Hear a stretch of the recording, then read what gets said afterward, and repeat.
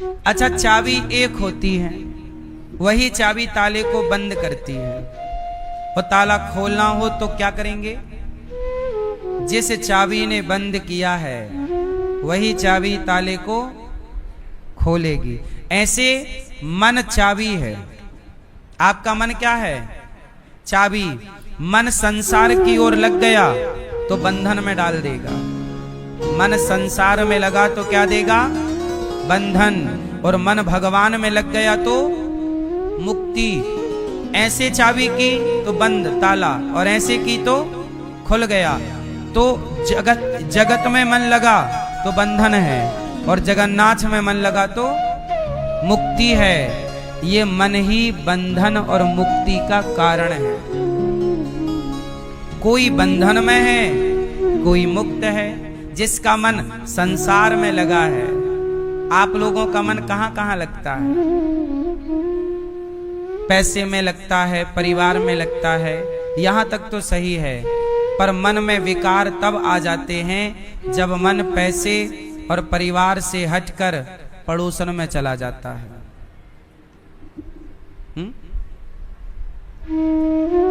मन। अच्छा ये बताओ, आप लोग, आपका मन क्या चाहता है?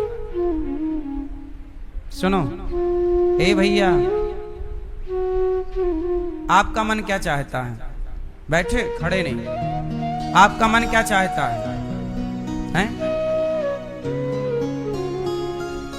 आपका मन क्या चाहता है? सुनाई नहीं पड़ता? पीले भैया बताओ, आपका मन क्या चाहता है? ठीक है, आपका मन, आपका मन क्या चाहता है भैया? सुनो, अब हम बता रहे हैं कि आपका मन क्या चाहता है। ये दास अनिरुद्ध बता रहा है। आपका मन वही चाहता है जो आप देखते हैं। क्या चाहता है? आपने किसी की बड़ी गाड़ी देखी तो तुरंत मन चाहेगा हमारी भी ऐसी होती। आपने किसी का बड़ा घर देखा, तुरंत मन क्लिक करेगा ऐसा अपना भी होता। आपने किसी की सुंदर पत्नी देखी, तुरंत मन क्लिक करेगा कैसी अपनी भी होती। किसी सुंदर पुरुष को देखा, मन चाहता ऐसा अपना भी होता। ये मन वही वही चाहता चला जाएगा जो आप आंखों से देखते चले जाओगे। मन कुछ भी नहीं चाहता, मन वही चाहता है जो देखता है। क्यों जी, सही है? क्यों भैया? आप कभी दाल बाफले खाए हैं? मैया, आप कभी दाल बाफले खाई हो? पिंक मैया, आपने कभी दाल बाफले खाया है? नहीं खाए? आपका मन कभी दाल बाफले की तरफ जाता है? हैं? जानती हो क्या होता है दाल बाफला? नहीं जानती? आप में से कितने लोगों ने दाल बाफले नहीं खाए? हाथ उठाओ। कुछ लोगों ने पहली बार नाम सुना होगा। सुना ना? अब जरा सोचिए, जब आपने कभी दाल बाफले देखे ही नहीं, सुना ही नहीं, तो आपका मन कभी उस ओर जा ही नहीं सकता। आप में से कितने लोगों ने कभी लिट्टी चोखा नहीं खाया? जिसने कभी नहीं खाया वो हाथ उठा सकते हैं। आप लोगों ने कभी नहीं खाया और कभी आपका मन जाता भी नहीं है। क्यों? ना कभी आपने उसे देखा, ना कभी आपने उसे खाया। आप में से कितने लोगों ने गक्कड़ भरता नहीं खाई? गक्कड़ भरता नहीं खाई? क्यों नहीं खाई? क्योंकि आप लोगों ने कभी उसको देखा नहीं और कभी उसके बारे में। याद रखिएगा, आप वही खाते हैं, आपको वही अच्छा लगता है जो आपके यहां बनता है, जो आप देखते हैं।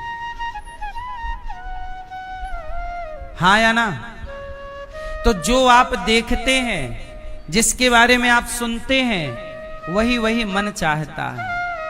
अब जैसे आपने आज दाल बाफला सुना, तो आपका मन चाह सकता है कि यार ये भी तो खाऊं, क्या चीज होती है यार। लिट्टी चोखा आज तो सुन लिया, खा के तो देखें होती क्या है। आपने नहीं सुना था, नहीं देखा था, तो कभी मन उसकी ओर कोई संभावना नहीं है जाने की मन की।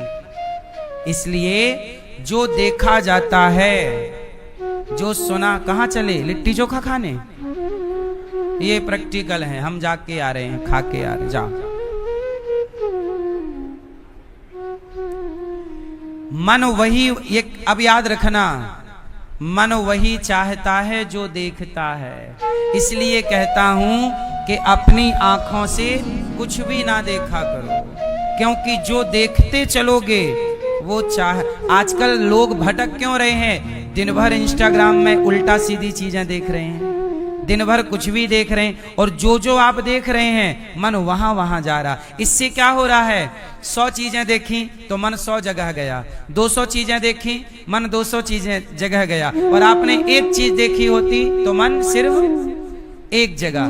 तो एक देखने से भटकाव कम है और 100 देखने से भटकाव ज्यादा है। तो मन क्यों भटकता है? क्योंकि ज्यादा चीजें देखते हो। इसलिए अपनी आंखों पर कंट्रोल, क्या देखें क्या ना देखें, क्या सुने क्या ना सुने, इसलिए खुद पर कंट्रोल। इसलिए हमारे यहां कहते हैं, देखो भालो तको मत, बोलो चालो बको मत, खाओ पियो छको मत, चलो फिरो थको मत।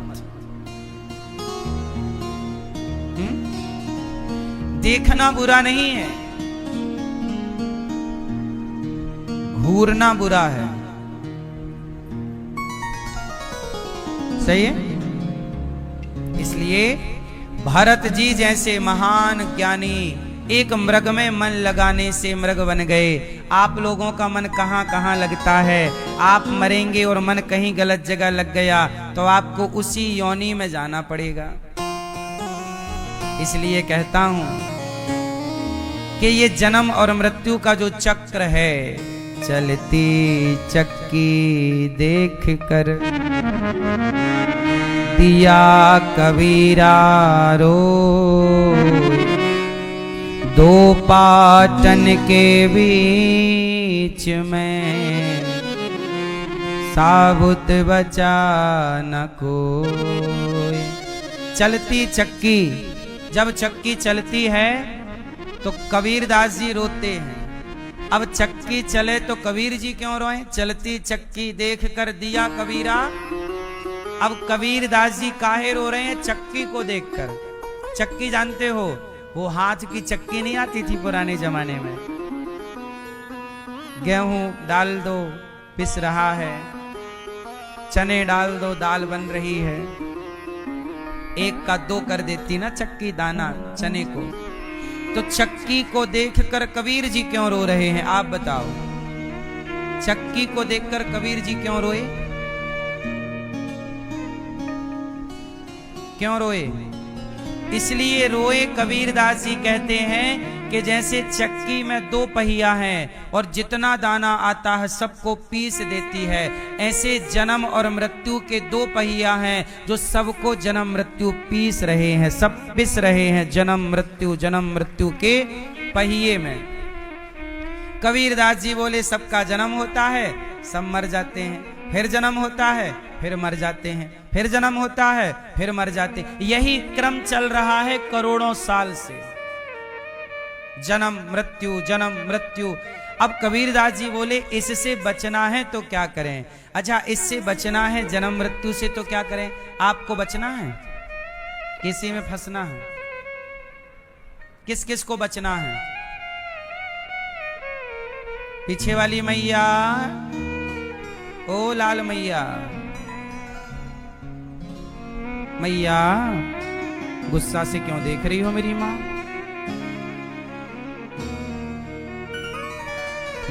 बताओ, आपको बचना है जन्म मृत्यु के चक्र से? बचना?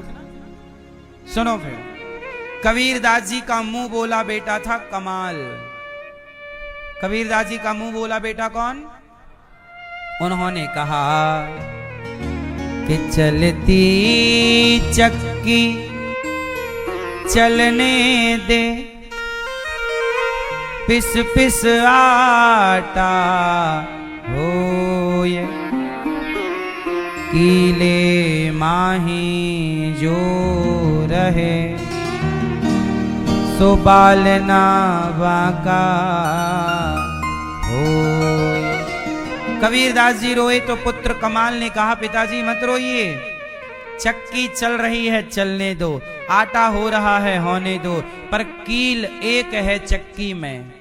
चक्की में बीच में क्या होती है? कील। उस एक कील में जो दाना चला गया, फिर वो दाना नहीं पिसता। ऐसे जो एक हरि की, एक भगवान की शरण में चला गया, वह पिसने से बच जाता है। इसे जो 84 के चक्र से बचना चाहता है, उसे भगवान की शरण में जाना चाहिए। किसकी शरण में जाना चाहिए? मैया, ओ टॉफी वाली मैया, कथा की टॉफी खा लो। ये क्या तुम प्रपंच लेके बैठ गई? कथा चल रही है, सुन नहीं रही हो आप। कथा के बाद में प्रसाद बंटता है, अभी तो कथा ही प्रसाद है। आप खुद ना सुनोगी और टॉफी के चक्कर में सुनने भी ना दोगी। टॉफी महंगी है कि कथा? काहे तुम लॉलीपॉप पकड़ा रही हो? बैठ जाओ।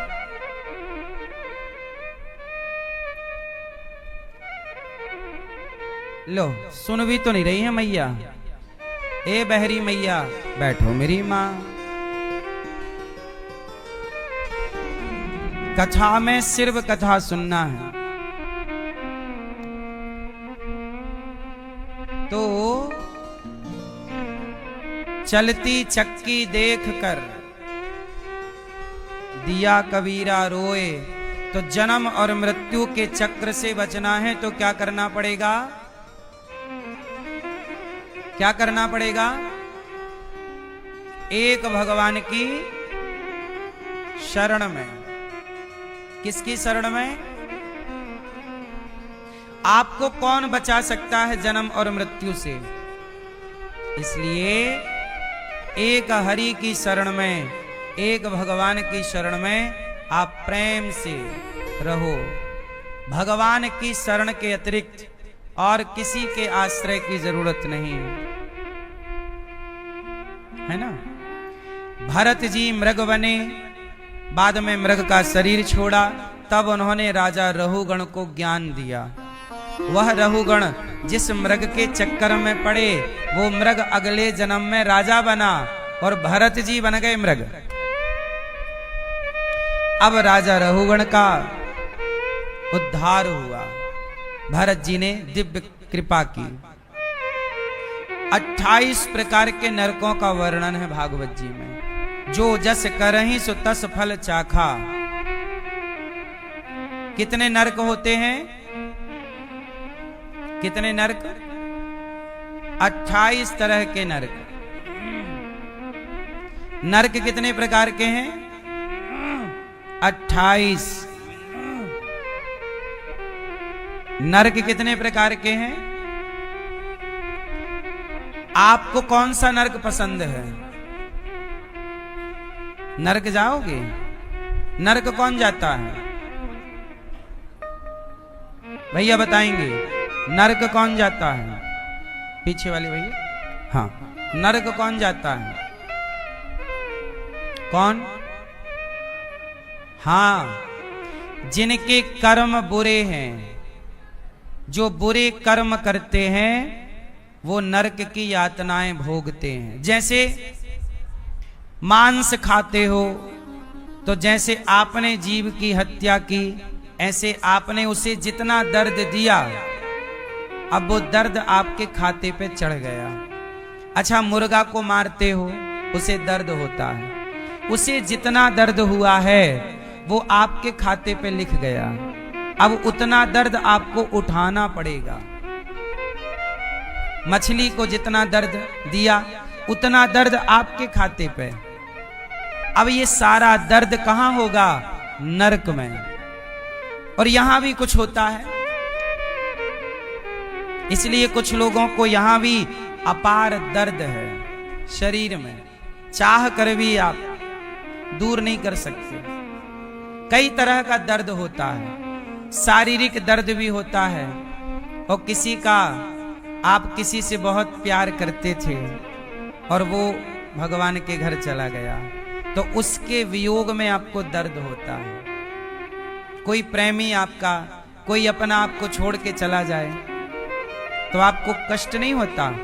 तो जितना दर्द आपने दिया होगा उतना दर्द आपके खाते पर लिखा है, वो दर्द आपको होगा, कैसे भी हो सकता है। अब आप बताइए, मैं किसी मुर्गे को मार डालूं तो मुर्गे को मरते समय दर्द हुआ होगा कि नहीं? और किसने दिया दर्द? मैंने दिया, तो मेरे खाते पे आ गया, अब वो मुझे भोगना है। इसलिए आप लोग जितना मांस वांस खाते हो, आपको मांस अच्छा लगता होगा खाने में शायद, लेकिन फिर उसका दर्द भी आपके खाते पर है, कोई और थोड़ी भोगता है। अवश्यमेव भोक्तव्यम। नरक क्यों बनाए? ईश्वर को क्या जरूरत थी? 28 तरह के नरक हैं। मांस खाने वाले को रौरव नरक, धोखा देने वाले को महारौरव नरक, है ना।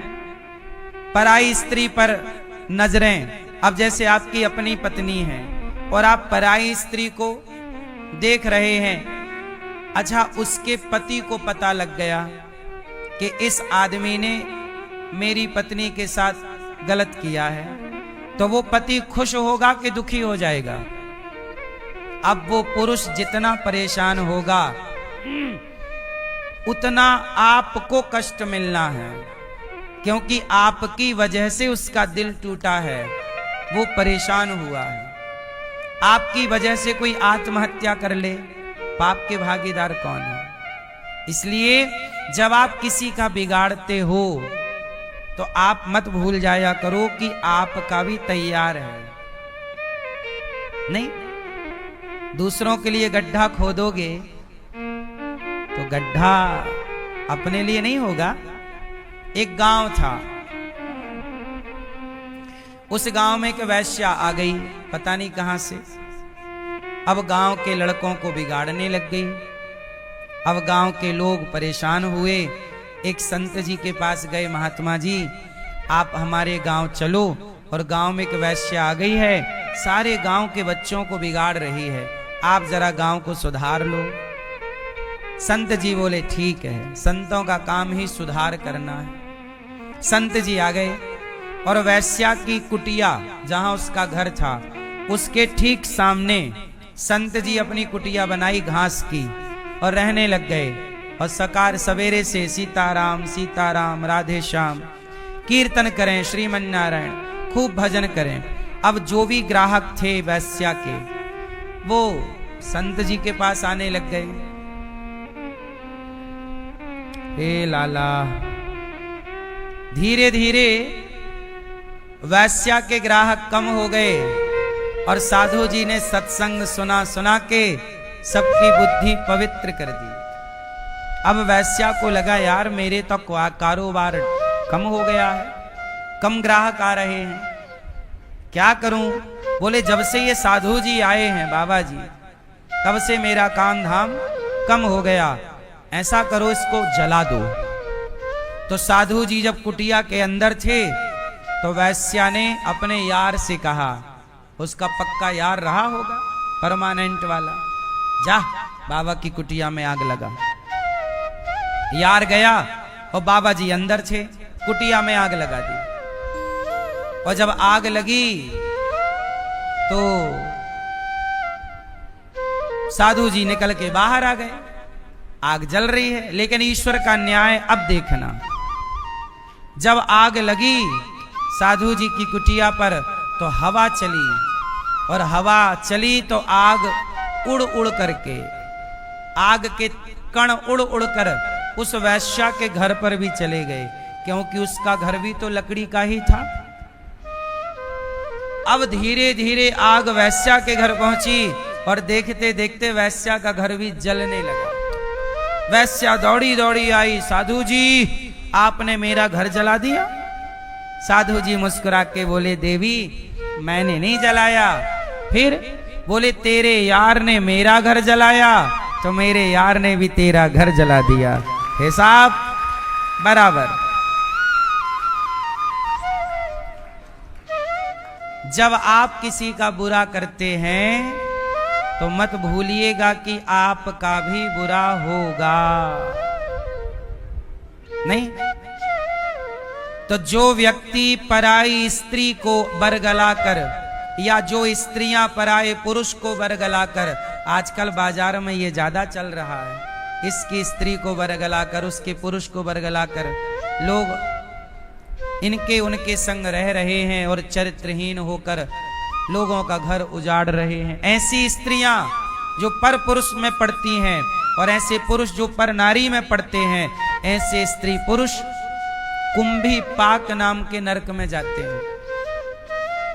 वहां लोहे की गरम स्त्री, लोहे का गरम पुरुष होता है, बिल्कुल गरम धधकता हुआ। स्त्री ने पुरुष के अपने पति को धोखा दिया तो वहां गरम लोहे के पुरुष से स्त्री को चिपकाया जाता है। और स्त्री, यदि पुरुष ने अपनी स्त्री को धोखा देकर पराई के चक्कर में पड़ा तो वहां पर उसे लोहे की स्त्री से चिपका कर और उसके शरीर को नोचा जाता है यमदूतों के द्वारा। सूर्य की तपन, नीचे से आग लगाकर एक तांबे की धरती, तांबे का इतना मोटा, आप ये मान लीजिए तांबा कॉपर की एक नीचे जमीन समझ लीजिए छत होती है, उसमें खड़ा करके नीचे से आग, ऊपर से सूर्य की तपन और उस लोहे की स्त्री से चिपकाया। इतनी भयंकर गर्मी होती है कि व्यक्ति तड़प जाता है पर मरता नहीं है, वहां सिर्फ तड़पना होता है। नरकों में क्या है, नरक की यातनाओं से कभी कोई मरता नहीं है, वहां सिर्फ तड़पने की व्यवस्था है। इसलिए आप ऐसे कोई कर्म ना कीजिए कि जो कर्म आपको नरकगामी बनाए, ठीक है? आप लोग तो नहीं अपनी पत्नी को धोखे में रखे हो, पड़ोसन के चक्कर में तो नहीं हो? क्यों आप नहीं? आप भैया पड़ोसन के चक्कर में नहीं हो? आप भैया पीछे वाले, आप अभी किससे, पड़ोसन से बात कर रहे थे? नहीं, शादी हो गई? कहाँ पत्नी? लाए नहीं? हाँ, क्यों छोरा आपकी हो गई शादी? नहीं, तुम तो नहीं हो किसी के चक्कर में? बताओ, नहीं? पक्का? खाओ मां कसम।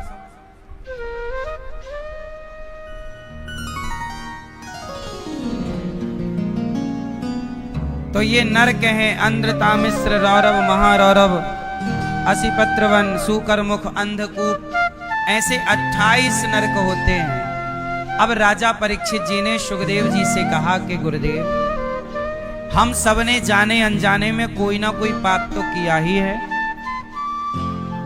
क्या हम सबको नरक भोगना पड़ेगा?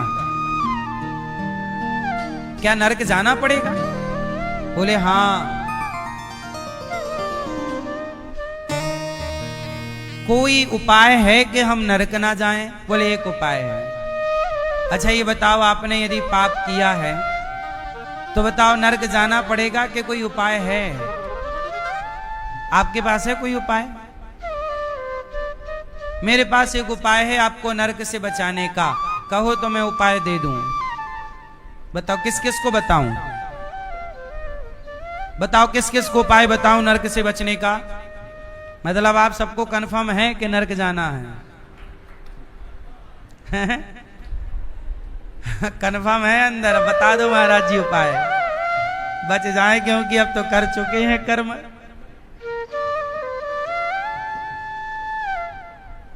तो सुनो, एक उपाय है। उपाय ये है कि एक पंडित जी थे, पंडित जी का नाम था अजामिल। क्या नाम था? अजामिल नाम के पंडित जी अपनी पत्नी को धोखा देकर कान्य कुब्जे दुजह कश्चित दासी पति रजामिला नामना नष्ट सदाचारो दास्याह संसर्ग दूषिता, एक पंडित जी थे, वो अपनी पत्नी को धोखा देकर एक वैश्या के संग रहने लग गए। उससे 10 बच्चे पैदा किए वैश्या से। एक दिन गांव में संत आए। संतों ने गांव में कहा कि भैया कहीं भोजन मिल जाए तो बताओ। तो गांव के कुछ उद्दंड बच्चों ने अजामिल के घर भेज दिया संतों को। बोले वो बड़ा भक्त है, जबकि वो बड़ा दुष्ट था। अब संत गए, अजामिल संयोग से घर पे नहीं था। पत्नी बोली स्वामी संत लोग आए, महाराज क्या सेवा करूं? संत लोग बोले बेटी बड़ी भूख लगी है, शाम हो गई है, कुछ भोजन दे दो तो हम लोग भोजन कर लें। महाराज उसने सच्ची सच्ची कह दिया, महाराज मैं एक वैश्या हूं, क्या आप मुझे वैश्या के हाथ का भोजन कर लेंगे? संत बोले कि देखो तुम वैश्या हो, हमारा भगवान ने यदि हमें तुम्हारे पास भेजा है तो ईश्वर ने जरूर कुछ सोच कर ही भेजा होगा। ऐसा करो कि तुम हमें कच्चा अन्न दे दो, आटा दे दो और कच्ची चीजें दे दो, हम बना के पालेंगे। पर हमने तुम्हारी रोटी तो खाई है तो हम तुम्हारा कल्याण भी जरूर करेंगे। शायद ईश्वर की मर्जी यही है, लाओ। उन्होंने कच्चा सामान दिया। संतों ने बड़े प्रेम से वहां बनाया, भोग लगाया और अजामिल आया। अजामिल बोला ये साधु लोग क्या कर रहे हैं यहाँ?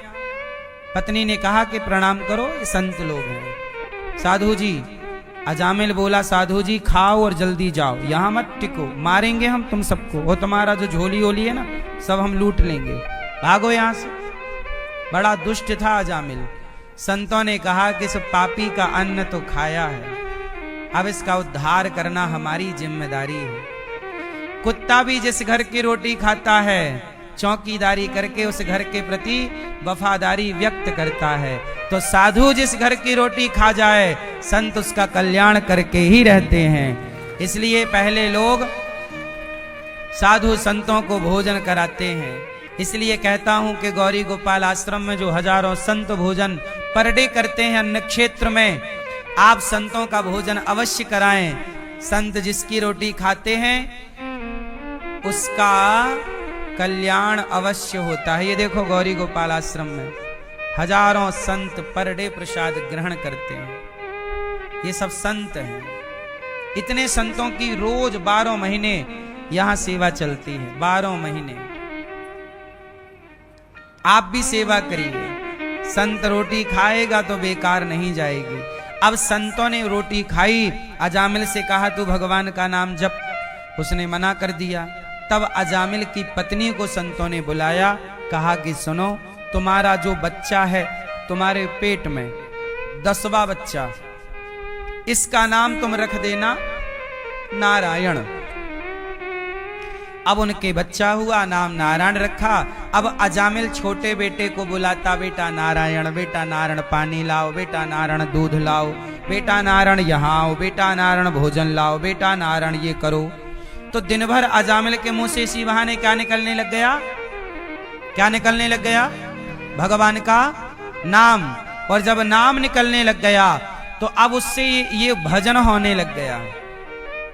संयोग तो तब देखिए कि जब अजामिल की मृत्यु का टाइम आया और अजामिल के मुंह से धोखे से अपने पुत्र का नाम निकल गया नारायण। बचाओ बेटा, क्योंकि यमदूत आ गए। चिल्लाया नारायण। जब अजामिल ने अपने पुत्र का नाम लिया नारायण, दूरे क्रीडन का सक्तम पुत्रम नारायणा वयम प्लावितेन स्वरेणोच्चैराजुहावा जितेंद्रिया। जब नारायण पुकारा तो भगवान दौड़ पड़े। भक्त बुला रहा है। पार्षदों ने, भगवान के भक्तों ने कहा कि प्रभु वो पुत्र को बुला रहा है, आपको नहीं। भगवान बोले भले पुत्र को बुला रहा है पर नाम तो मेरा ही लेकर के बुला रहा है, इसलिए मैं उद्धार करूंगा। तो कलयुग में कोई कितना भी बड़ा पापी हो, पापी से पापी जिसे नरक जाना है, वह भी यदि भगवान के नाम का आश्रय ले ले और नाम जप करने लग जाए तो वह नाम जप के पुण्य से नरक की यातनाओं से बच सकता है। तो नरक से आपको कोई बचा सकता है तो वो क्या है? भगवान का इसलिए आप लोगों से मेरी विनती है कि काम करते रहिएगा और काम बराबर करिए, पैसे बराबर कमाइए। काम जरूरी है, परिवार की जिम्मेदारी सेवा जरूरी है, पर अहरनिश हर समय श्रीमन नारायण श्रीमन नारायण, श्री कृष्ण श्री सीताराम श्री सीताराम। प्रेम से नाम जप, नाम ना छूटे। नाम बड़ी चीज है। कलयुग में क्या है, इसलिए मैया आप भी अपने सांसों में बसा लो। हर सांस में हो सुमिरन तेरा, यूं बीत जाए जीवन मेरा।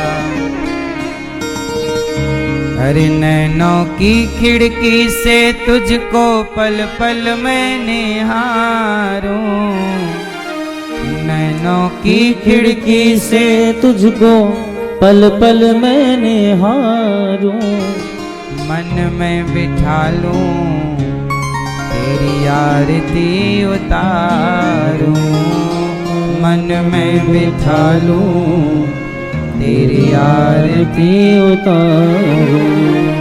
डाले रहूं तेरे चरणों में डेरा, यूं बीत जाए जीवन मेरा। मैया खूब भगवान के नाम का जप किया करो और काम ना छूटे। आजकल लोगों ने गलती, आजकल लोगों ने ज्ञान तो पाया पर अधूरा पा लिया। आजकल लोग कहते हैं हम नाम जपेंगे पर काम नहीं करेंगे। आजकल के लोग अकर्मण्य हो रहे, काम नहीं करना चाहते, बैठे बैठे खाना चाहते।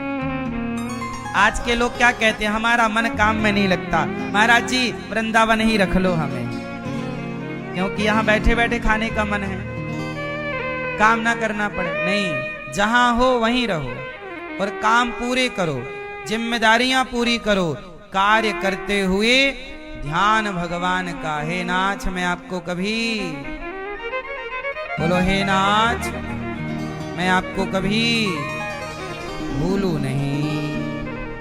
काम जरूरी है,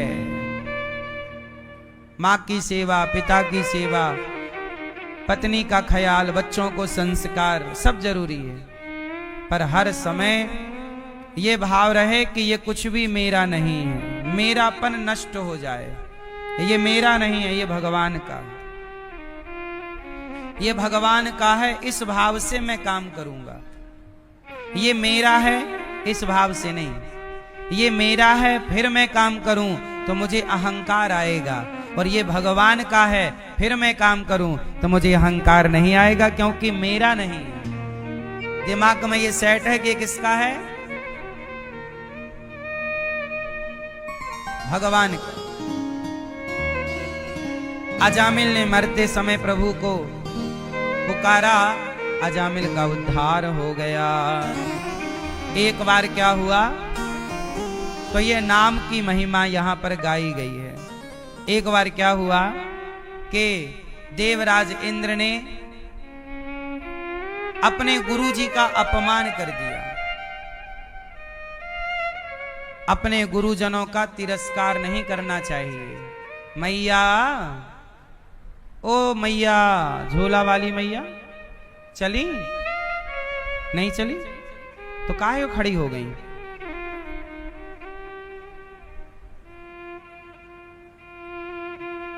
जा रही हो मेरी माँ, पंचायत ना करो मेरी माँ। हाँ हाँ कर लो गुटरगू। देखो देखो देखो, पंचायत खड़े हो, कथा सुनने आई हैं ये और प्रपंच कर रही हैं खड़े होके बीच कथा में। मैया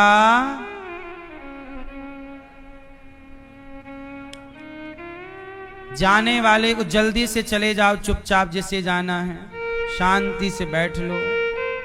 3 घंटे का समय निकाल लिया करो, और बीच में ही जाना हो तो पीछे बैठ जाया करो।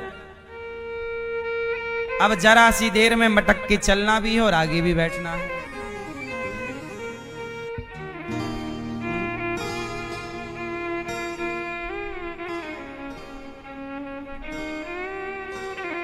सुनो, भगवान एक बार इंद्र ने अपने गुरुजी का अपमान कर दिया। क्या कर दिया? अपमान। कैसा अपमान? कि देवराज इंद्र सुरा में सुंदरियां नाच रही थी कि वहां पर गुरुजी का आगमन हुआ, और जैसे ही गुरुजी आए तो देवराज इंद्र अपने गुरु को देखकर भी अपनी आसन से खड़े होकर गुरु जी का स्वागत सम्मान नहीं किया। तब बृहस्पति जी इंद्र से रूठ गए, और जब गुरु रूठ जाते हैं तो फिर भगवान भी रूठ जाते हैं। देवराज इंद्र पर संकट के बादल मंडराने लग गए, और देवराज इंद्र का इंद्रासन वृत्तासुर ने छीन लिया। किसने छीन लिया? इमरजेंसी गुरु विश्वरूप को बनाए, इंद्र ने गुरु की हत्या कर दी, और बाद में त्वष्टा मुनि ने वृत्तासुर को प्रकट किया। अब वृत्तासुर ने इंद्रासन छीन ली। अब इंद्र बेचारे दर दर की ठोकर खाने लग गए। तब इंद्र भगवान की शरण में गए, और भगवान की शरण में गए तब भगवान ने उपाय बताया कि इंद्र, तुम महर्षि दधीची ऋषि के पास जाओ और उनसे उनकी हड्डियों की याचना करो। देखो, हमारे देश में इतने बड़े बड़े दानी हुए हैं कि जिन्होंने अपनी हड्डियों का दान कर दिया। किसका दान? देवराज इंद्र के पास जो वज्र है वो आपने नहीं देखा, हड्डियों का है, फेफड़े की तरह, बिल्कुल जैसे हमारे यहाँ फेफड़ों में हड्डियां होती हैं, ऐसे वही हड्डी से। तो दधीची नाम के एक ऋषि थे। देवराज इंद्र ने कहा कि आपकी हड्डियां यदि मिल जाएं तो ये राक्षस मरेगा, वरना ये राक्षस नहीं मरेगा। तब महर्षि दधीची ने कहा कि मेरे शरीर की हड्डियों से यदि किसी का संकट मिट रहा है तो लोगों के, राष्ट्र के संकट को टालने के लिए, देश के संकट को टालने के लिए हमारे ऋषियों ने हड्डियों का दान तक किया है। ये इस देश में ऋषियों का उपकार है। देवराज इंद्र को हड्डी दी, और हड्डी जब दी तो देवराज इंद्र उस हड्डी से एक वज्र, विश्वकर्मा जी उसका एक वज्र निर्माण करते हैं, और वज्र से फिर जाकर के उस वृत्तासुर का उद्धार। पर जब वृत्तासुर ने ऋषि की हड्डी का वज्र देखा तो ऋषि की हड्डियों में, क्योंकि वो ऋषि सदा हृदय में किसको रखते थे? भगवान को। तो ऋषि की हड्डियों में भगवान का दर्शन हो गया। किसको? राक्षस को।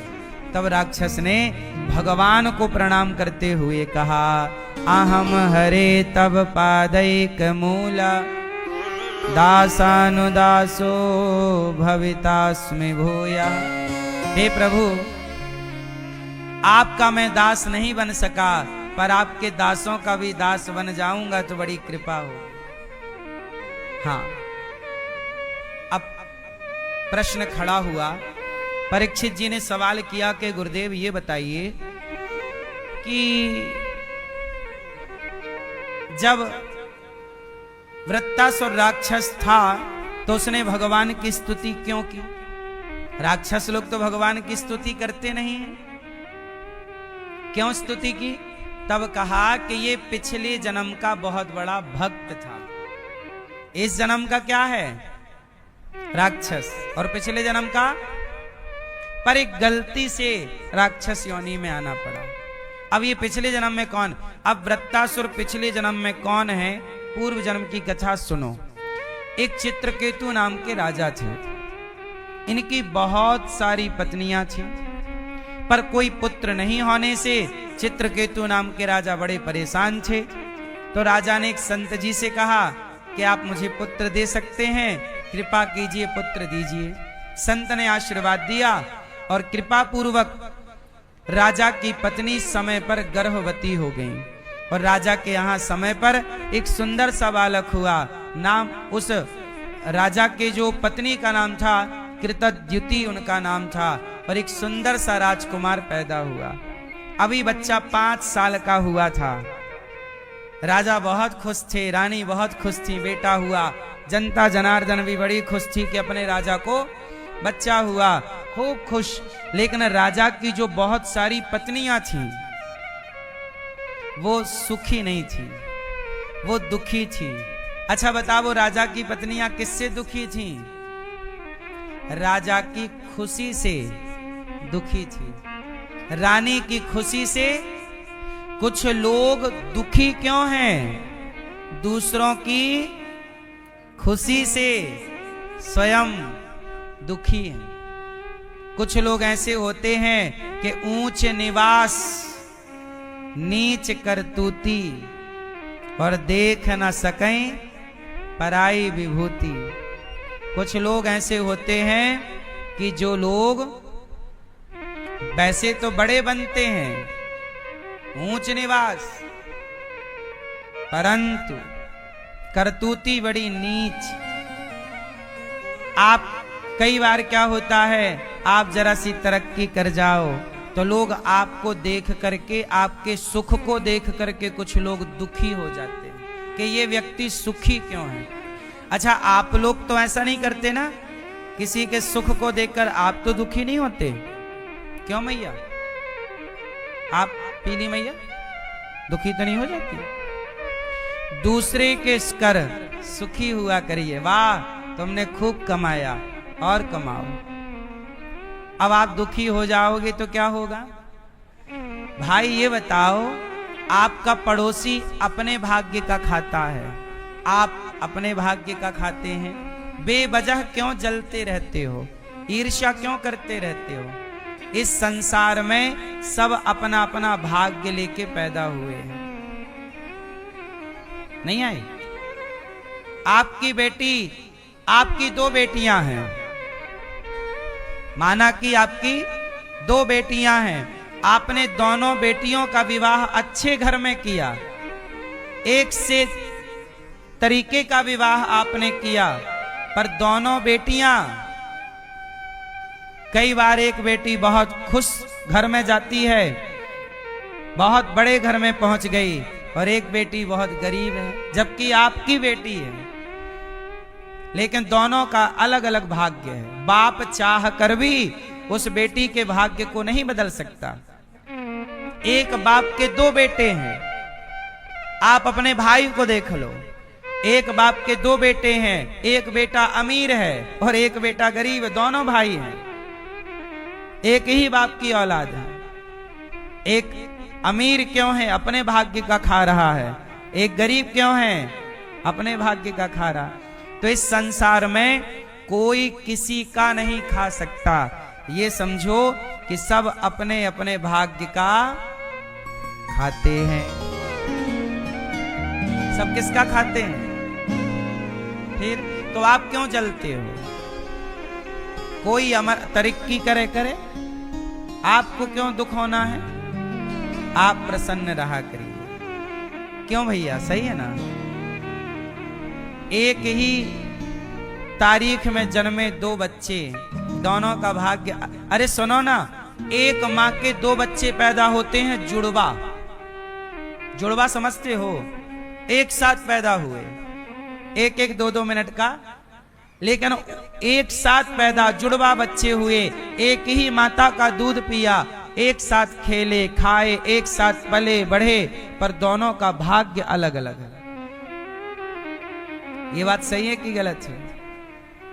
इसका मतलब कोई किसी को सुख नहीं दे सकता, कोई किसी को दुख। आपके किस्मत का, भाग्य का। इसलिए आप मेहनत करते रहिए, अपना प्रयास अच्छा करते रहिए, अपना कर्म अच्छा करते रहिए। जो आपके नसीब का है वो आपका है। बेवजह रोया ना करो, बेवजह दूसरों को देखकर जला ना करो, दिल छोटा ना किया करो।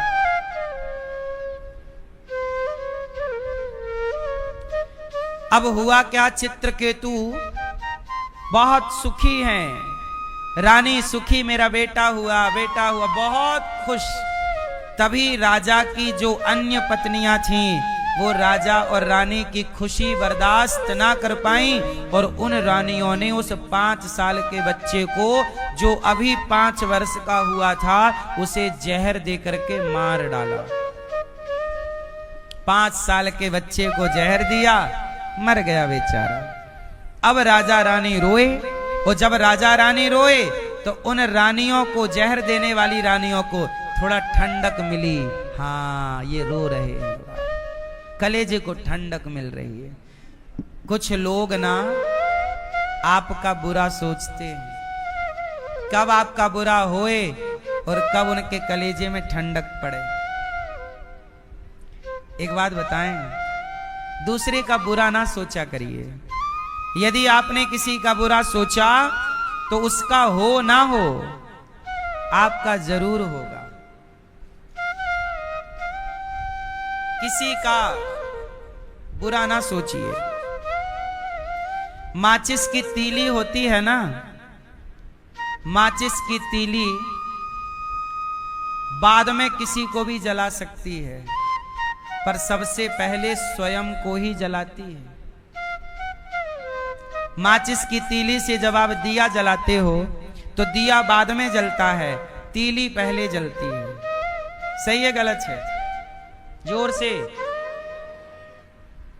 तीली जब तक वो स्वयं नहीं जलेगी तब तक दूसरे को, तो जब आप किसी दूसरे का बुरा सोचते हैं तो पहले आप अपना बुरा करते हैं, फिर दूसरे का बुरा होगा। आप अपने लिए गड्ढा खोदते हैं, दूसरे को जलाने के लिए। तीली जली तो है, पर पहले खुद को जलाएगी फिर दूसरे को जलाएगी। ऐसे आप जब दूसरों का बुरा सोचते हैं तो जिसके बारे में सोच रहे हैं उसका बुरा आप कर पाओ ना कर पाओ, ये तो ईश्वर के हाथ में है, लेकिन आप अपना बुरा जरूर करोगे। समझ रहे हो कि नहीं? हाँ, इसलिए कहता रहता हूं, बुरा मत करना। हाँ, बुरा की जय बुरा होगा, भला के जय भला होगा। बुरा की जय बुरा होगा, भला की जय भला होगा। वही लिख लिख कर क्या होगा, यहीं सबको चुकाना है। भला की जय भला होगा, भला की जय भला होगा, बुरा की जय बुरा होगा, बुरा की जय बुरा होगा। वही लिख लिख कर क्या होगा, यहीं सबको चुकाना है। मैया जी झूठ मत बोलो, प्रभु के पास जाना है। भैया जी झूठ मत बोलो, प्रभु के पास जाना है। कहाँ जाना है? क्या नहीं बोलना? हाँ, अब उन रानियों ने जहर दे दिया। राजा चित्रकेतु का 5 साल का बच्चा जहर पी के खा के मर गया। रानियों ने जहर जिन्होंने दिया, बड़ी कलेजे को ठंडक मिली, अच्छा मर गया मर गया। लेकिन राजा रानी तो रो रहे थे, मेरा बेटा बेटा बेटा बेटा बेटा। तब नारद जी आए, नारायण नारायण नारायण। नारद जी बोले, चित्रकेतु, ए राजन, यहां क्यों रो रहे हो? महाराज 5 साल का बच्चा, क्या बिगाड़ा होगा किसी का? क्या पाप किए होंगे उसने? 5 साल का मेरा पुत्र क्या हो गया? मृत्यु हो गई। नारद जी बोले, राजन, ये मृत्यु लोक है, यहां सबको मरना है। हाँ महाराज, सबको तो मरना है। अरे मैं मर जाता, मैं बूढ़ा था, बच्चे ने क्या बिगाड़ा 5 साल का, वो मर गया। नारद जी बोले, ऐसा नहीं है, अपने अपने कर्मों का फल है। अरे महाराज, मेरे को समझ नहीं आ रहा है ये क्या कर्म फल हो सकता है। तब नारद जी ने उस मरे हुए बच्चे को जीवित कर दिया और कहा कि ऐसा है बेटा, तू बता कि तू अपने इस पिता का पुत्र क्यों बना और 5 साल में ही तेरी मृत्यु क्यों हुई और तेरी सौतेली माँ ने तुझे जहर क्यों दिया।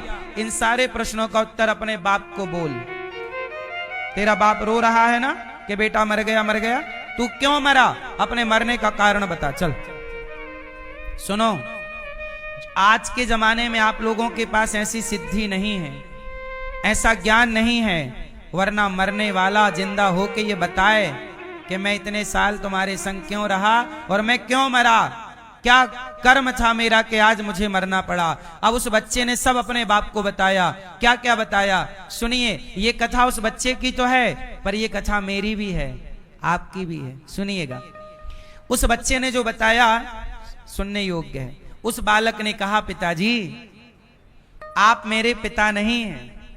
अच्छा, मैं तो तेरे ही पिता हूं, तू 5 साल मेरा बेटा। हाँ, अब मैं 5 साल क्यों आपका बेटा बना और क्यों आप मेरे पिता बने और मैं क्यों कह रहा हूं कि आप मेरे पिता नहीं हैं, सारे प्रश्नों का उत्तर देता हूं। सुनो, मैं पिछले जन्म में एक भिखारी था। राजा का बेटा बोल रहा है, मैं पिछले जन्म में एक भिखारी था और आपके यहां मैं भिक्षा मांगने आया, तो आपने मुझे गेहूं का आटा भिक्षा में दिया। मैंने गेहूं का आटा ले लिया। मैंने आपसे कहा कि आटा तो है, शाम हो गई है, थोड़ा गाय का सूखा गोबर मिल जाए तो आग लगाकर ओपले मिल जाए तो बढ़िया बाटी बना लूंगा और खा लूंगा, रोटी बन जाएगी। तो आपने गोबर सूखा हुआ मुझे दिया। वो सूखे हुए गोबर में बहुत सारी चींटियां थी। मैंने एक नदी के किनारे ढेर लगाया गोबर का, गोबर सूखे गोबर कंडे ओपले का, और आग लगा दी। सारी चींटियां मर गईं, मैंने ध्यान दिया नहीं। अब वो सारी चींटियां मरी और मैंने आपके आटे से 5 रोटियां बनाई थी। तो 5 रोटी भगवान को भोग लगाकर खा लिया। तो 5 रोटी बनाई और 5 खाई, तो 5 वर्ष तक मैं आपका बेटा बनके 5 रोटियों का हिसाब मैंने चुकाया। आपके घर से चींटियां मिली, आज वही चींटियां आपकी बहुत सारी पत्नियां बनके आई हैं। ये जो आपकी अन्य पत्नियां हैं, ये वो चींटियां हैं पिछले जन्म की। और मैंने उन्हें आग में जला के मार डाला चींटियों को। माना कि गलती से मरी, पर मरी तो उन चींटियों ने आपकी पत्नी बनकर मुझे जहर दिया। मैंने उन्हें मारा, उन्होंने मुझे मारा, हिसाब बराबर हो गया। वो तो भगवान को भोग लगाकर मैंने रोटी खाई, तो एक जन्म में ही सबका हिसाब किताब चुक गया। तो मुझे आपका बेटा इसलिए बनना पड़ा, वो ऋण था, चुकाना पड़ा 5 रोटियों का। इसलिए अब आपका चुका दिया। चींटियों को मैंने मारा, उन्होंने मुझे मार दिया।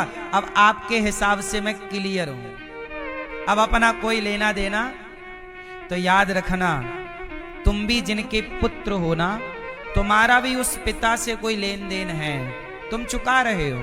तुम्हारी माँ से कोई लेन देन है, तुम चुका रहे हो।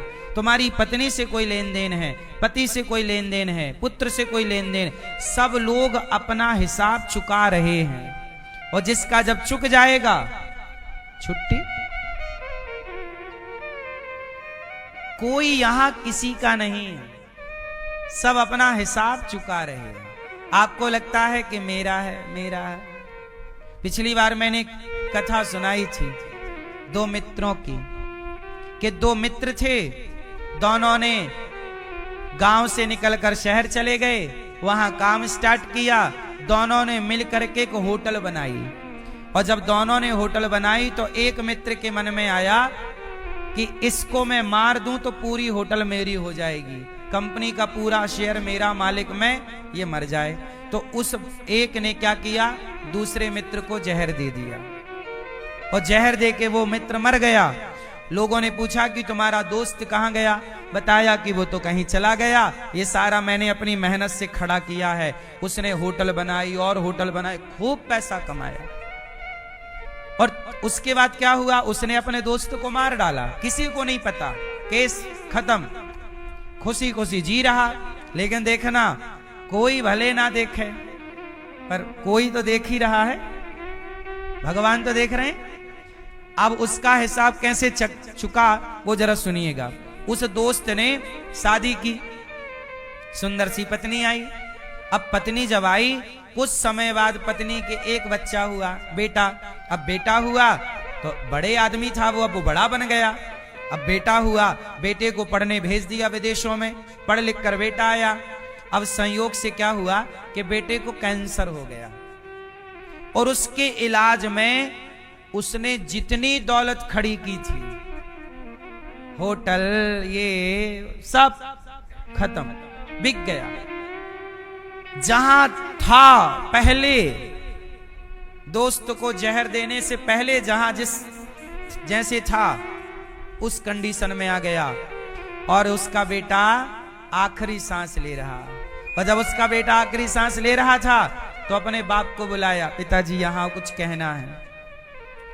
तो वो उसका बेटा मरते मरते मुस्कुराने लगा। तो बाप बोला, बेटा काहे मुस्कुरा रहा? बोला, मैं तुम्हारा बेटा नहीं हूं, मैं वही तुम्हारा दोस्त हूं जो तुमने जहर दे के मारा था। तुम्हारा बेटा बन के मैं अपना हक लेकर के जा रहा हूं, तब तो तुमने दिया नहीं था, तुमने बेईमानी तो की थी। अब तुम्हारा बेटा बन के आके देखो लेके जा रहा हूं। तुम कंगाल हो गए कि नहीं? फिर तुम जहर दे के तुम चाहते हो कि कोई देख नहीं रहा है?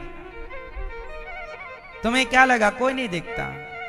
तुम्हारा बेटा भी तुम्हारे कर्मों का हिसाब ले सकता है। तुम जिसके साथ बुरा करते हो वह व्यक्ति तुम्हारा बेटा, तुम्हारा बाप, तुम्हारा भाई, तुम्हारी पत्नी, तुम्हारा पति बन के आ सकता है और तुम्हारे साथ बुरा करके अपना हिसाब ले सकता है। इसलिए पत्नी जैसी हो, पति जैसा हो, बेटा जैसा हो, बेटी जैसी हो, ये सब तुम्हारे ही कर्मों का फल है। अब जैसे हैं रहो प्रेम से। कोई इस धरती पे किसी का नहीं है, सब अपना हिसाब ना चुका रहे हैं।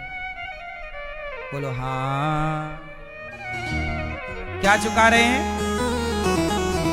इस पर कबीरदास जी ने एक भजन गाया है, कहो तो मैं आपको सुनाऊं। कोई खड़े मत होना, नाचना मत इस भजन में, केवल ये सुनने का भजन है, समझने का है। कबीरदास जी ने कहा,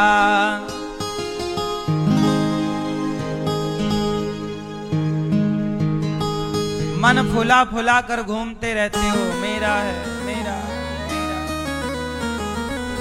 हाँ, कबीरदास जी ने गाया कि मन फूला फूला फिरे जगत में, कैसा नाता रे, कैसा नाता रे जगत में, कैसा नाता रे, कैसा नाता रे जगत में, कैसा नाता रे। मन फूला फूला फिरे जगत में, कैसा नाता रे। मन फूला फूला फिरे जगत में, कैसा नाता रे। मन फूला फूला, मन फूला फूला फिरे। लोग मन को फुला फुला के घूमते हैं, ये मेरा मेरा। मन फूला फूला फिरे जगत में, कैसा नाता रे। मन फूला फूला फिरे जगत में, कैसा नाता रे। कैसा नाता रे जगत में, कैसा नाता रे। कैसा नाता रे जगत में, कैसा नाता रे। किससे नाता रे यहाँ पर, किससे नाता रे। किससे नाता रे यहाँ पर, किससे नाता रे। मन फूला फूला फिरे जगत में, कैसा नाता रे। मन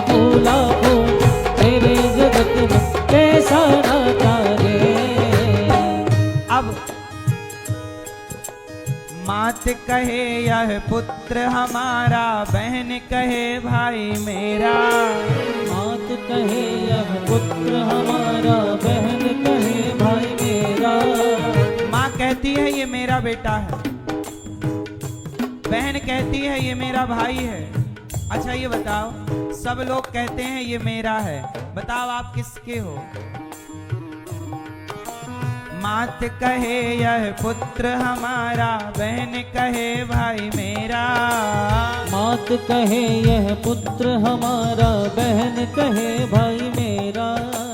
भाई कहे यह भुजा हमारी, भाई कहे यह भुजा हमारी। नारी कहे नर मेरा, मन फूला फूला मेरे जगत में कैसा नाता रे, मन फूला फूला मेरे जगत में कैसा नाता रे। सारी जिंदगी लोग कहते हैं ये मेरा है, पर सच बताओ आप किसके हो? माँ के हो, भाई के हो, पत्नी के हो, पुत्र के हो, सब कहते हैं मेरा है, पर सच्चाई ये है कि हम सिर्फ भगवान के हैं। जिंदा हो ना, सब कहेंगे मेरा मेरा, और आप मर जाओगे तो लोग रोएंगे। अच्छा बताओ मैया, आप मरोगी तो आपके मरने में लोग कितने दिन रोएंगे? ए भैया, आप मरोगे कितने दिन रोएंगे लोग? 2 दिन कंफर्म? कौन कौन रोएगा? 13 दिन तक, 13 दिन तक पत्नी रोवे, 6 महीना सगो भाई। 13 दिन तक पत्नी रोवे, 6 महीना सगवाई। कबीर दास जी के जमाने का भाई शायद रोता रहा हो 6 महीने, आज का भाई तो ना रोए 6 महीने। 13 दिन तक पत्नी रोवे, 6 महीना सगो भाई।